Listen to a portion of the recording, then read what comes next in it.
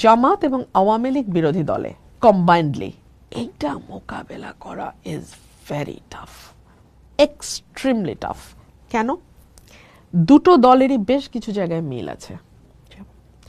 দুটো দলই আদর্শ ভিত্তিক, মানে আদর্শ এটা আপনার একমত হন বা না হন, ওই আদর্শ আপনার ভালো লাগুক বা না লাগুক, এই আদর্শ ব্যাপারে তারা ব্রেন ওয়াশড।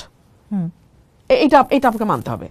হ্যাঁ, এখন এটা আপনার পছন্দ হইলেও তারা ব্রেন ওয়াশড, আপনার পছন্দ না হইলেও তারা ব্রেন ওয়াশড। এটার ভালো মন্দ নিয়ে আমি কোনো কথা বলতেছি না, বাট তারা দুটো দলই যার যার আদর্শের ব্যাপারে সুপার কমিটেড। এক।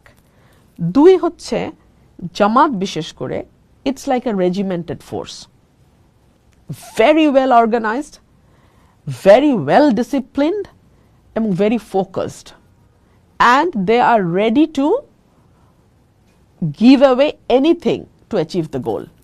তারা যে কোনো ত্যাগ স্বীকারে প্রস্তুত, যে কোনো ত্যাগ স্বীকারে তারা প্রস্তুত তাদের লক্ষ্যে পৌঁছতে।